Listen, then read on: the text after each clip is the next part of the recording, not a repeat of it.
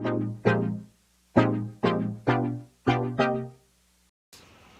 everyone, how are you? So in midst of this all lockdown, everybody must be super stressed. So this is one thing that we are getting a lot and lot of messages in our inbox, that is about deworming for kids. So I thought I'll just come on live for some time and tell you a little brief about what to do for your deworming for your kids. So what is deworming? Deworming is the process by which we eliminate the worms in the stomach. So how do kids get these worms in the stomach? There are lots of reasons they get, playing in the mud, not cleaning their hands properly, playing with infected pets, and in school they will get from other kids, and undercooked meat and contaminated soil, contaminated vegetables. All these might lead to worm infestation. So how do you know that your kid is suffering from worm infestation? There are many symptoms that there are there.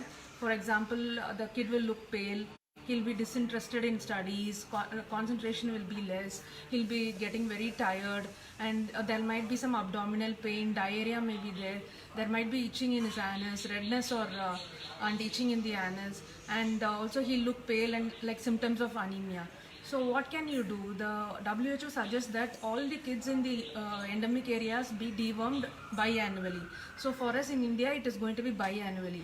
So kids below, infants below 1 year, they don't have to be dewormed, and above 1 year, from 13 months to 23 months, we can give a dose of deworming, albendazole of 200 milligrams, and above that it will be 400 milligrams albendazole.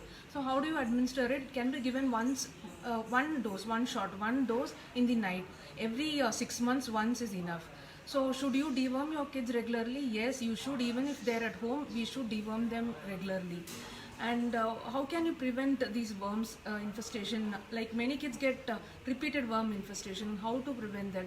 Cook your meat and everything completely, like well cooked meats, and don't allow them to play with infected pets. If you have pet, then it's more important that you deworm the pets also. So please keep in mind that, and always wash your hands, that we are doing it daily now, and also prevent contamination of soil in the food. Wash your vegetables well and things like that. So many are asking home remedies for deworming.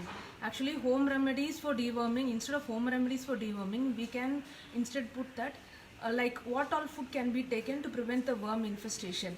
We have so many abundant foods in our nature and in our traditional foods that can be given, like neem, garlic, pumpkin seeds, this bitter gourd, and all the leafy vegetables which are bitter. They are all very good for deworming, I mean for prevent the worm infestation.